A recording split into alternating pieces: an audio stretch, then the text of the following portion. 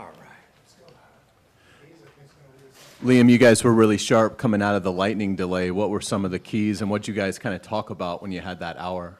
Yeah, I think that the guys just did a nice job of understanding kind of where we live, right? That we talked about this going into the game, that this was a possibility. We talked about it this morning as a staff. And I think they just did a nice job of, we were doing some kind of not after action report stuff at the half, but a little bit of, okay, what'd they do? We kept them engaged. Also gave them a little bit of space to go and kind of stay loose and stretch out in here. They kept their focus, came out, got them loose, and I thought they came out with the right mindset and mentality for sure. It's a weird deal, first one in my career, but really proud of the way that they competed and closed the thing out. Hey, Liam, first game as Jaguars head coach. Just in terms of your emotions, in terms of the team's emotions, where are they right now after the win? Yeah, I mean, really cool to be sitting, to be standing up here, obviously, after a win.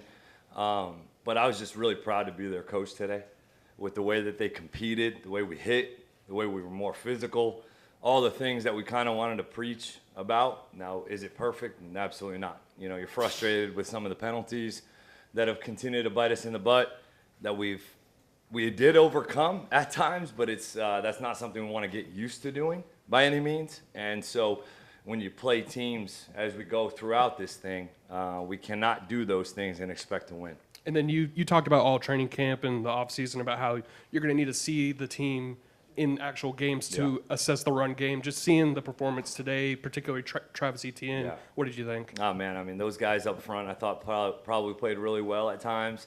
But, you know, the backed up run that he makes, Strange comes across, gets a kick-out block, but there's a safety sitting in the hole that Travis just, you know, made a great move and broke loose. I mean, I thought you could feel him all day. You definitely felt him being having a little bit more burst maybe than other guys on the grass. He looked fresh, he looked fast, he took care of the football. So proud of him. You know, he did a great job, but the whole unit really, you know, all the way through the end of the game, ran the ball effectively. Hey, Liam, first full game with Trevor. What did you make of the communication between the two of you, and also how do you play? Yeah, I thought that, especially early on throughout, I thought he had great communication. We were in and out of the huddle, had the one delay, but that was really communication fault of us as coaches. I thought he handled things well. I thought he had not a great third quarter, to be honest. You know, we need to be more accurate and complete some of those balls when we have people open. But I thought overall for his first start in a new system, he handled it really well. He got us in and out of a lot of plays. He had to can a lot of plays. And he did it effectively and efficiently, and I was proud of his leadership. How encouraging were those two scrambles? Oh, huge, huge. I mean, we talked about that on Friday, was you don't get to see that in practice, right? I mean, I didn't get to see it last year with Baker either, right? Because you're trying to be a quarterback and go through your progressions, go through your reads, play the position. And, man, he knew it right away. He came off the sideline. It was man coverage, the linebacker, who's the whole player, took BT, and he saw a huge lane. So for him to be able to do that is huge. Those were two huge pickups for us, and I'm glad that he was able to get out there and play it that way. Liam, did you get the game ball? I got one of them. We'll give out more on Monday, though, yeah. Was it a reluctant acceptance? Yeah, a little bit, but my boss gave it to me, so I had to accept. But the guys, you know, it's a cool moment, you know, for me personally and all that, but really it's about those guys. I mean, these guys played their tails off. I thought the defensive staff specifically did a great job, not to single them out better than the offensive staff. They all did a great job, but I thought Campy had some very timely, you know, pressure calls in both the run and the pass, you know, to really get 3 turnovers, should have been a 4th and 2 turnovers on downs. I mean, that's damn good defense. Yeah, I was going to follow up with that on the defense. Murray, Lewis, and Foye, kind of like the heart of the defense, right up the middle. Those guys had huge plays after huge plays. How encouraging was that to see for a defense that did not turn the ball over very much last year? Huge. I mean, what, they have 8 last year? So to get 3 in one game, 9, 8 on defense, 9 total. So to get 3 in one game is probably a good start. Liam, defense and some of those 4th down, high leverage situations, just what does that say to you to just see them come out on top the way they did? Just that the competition, the Mamba periods that we've been able to kind of replicate and practice, the high-level situational football was able to show up, those fourth down, gotta have it, and then really the end-to-half execution by the offense on the flip side where Trevor, we pick up and overload pressure. LaQuint Allen has a great pickup.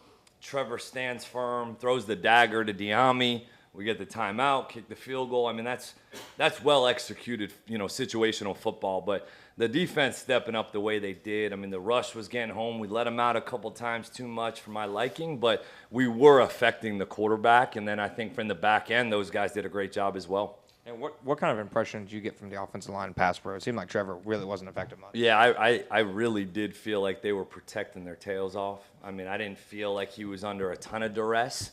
It's not really Carolina's nature in terms of bringing much pressure, but I thought those guys did a nice job in protection. I didn't really chip much at all on either of those two tackles, so that was encouraging for sure.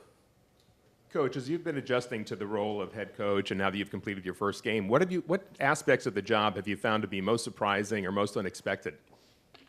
Good one. Probably just the amount of scheduling that goes into it, right? I mean, that's why I have, Jay Kaiser's a great help of mine, and the Shane Waldron, Elizabeth Harrison, like just giving help with the scheduling and trying to take some of that stuff off my plate, because ultimately why Shad went this route was to try to keep the main thing, and I am a football coach. But that's part of the job. So a lot of the organization of it, I've got a great support staff helping me out, and that's been probably the biggest challenge.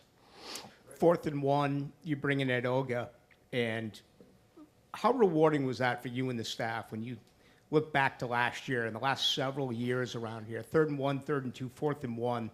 This team couldn't pick it up. Yeah. And you played man football and got a first down. What was that like? That was huge. I mean, we definitely had a little bit of a conversation about that one kind of leading into the play, like just a few plays prior, just what our thought process was, and we did want to be aggressive in that moment and keep the offense out on the field and kind of challenge our team, challenge these guys. And they rose. They rose up to the challenge. We got the first, keeps the offense on the grass, keeps the ball moving, keeps the clock moving, and that's momentum. Yeah. And we know in this game so much momentum, man, the swings and how do you handle them and manage them. And I thought those guys kept their cool and really handled those situational football really well in terms of getting those fourth downs. I mean, what do we have, 2 fourth downs that we went for and got? So, we'd like to be aggressive. That's kind of a mentality we'd like to have, but without being reckless. And I thought those guys handled it well.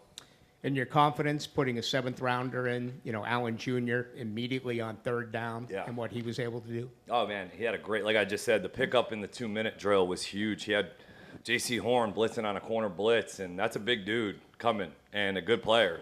He stoned it, and he stoned it, allowed Trevor to pick up, step up in the pocket, make a great throw. He had a good 3rd down run as well on, I think it was like 3rd and 4, 3rd and 3, where he had a nice run, which squirted in there for a first down. So to have all 4 of those backs contribute today, right? I mean, whether it shows up in the stat sheet as having all these yards, and obviously Etienne will get a lot of that praise, deservingly so, but I think that room in general with Chad Morton as their coach have done a phenomenal job getting better and improving all throughout this, entire time since we've been here, really. And what'd you think of Travis Hunter's performance today? And is that kind of the way you guys want to use him going forward, mostly offense? No, I think that was game 1. I think that was week 1 where you missed 10 days or so, and there was some, a lot of different kind of coverage changes in the back end for us with some of their formations, adjustments. It was a lot that those guys had to handle defensively. And so it was maybe, a little bit less for him this game. I think it'll only continue to evolve and go more. I thought he played hard on offense. I thought he played fast. He had some good catches, ran the right route. So I can only see it going and expanding from here. Baby girl, you are so pretty, pretty, pretty, pretty. Baby girl.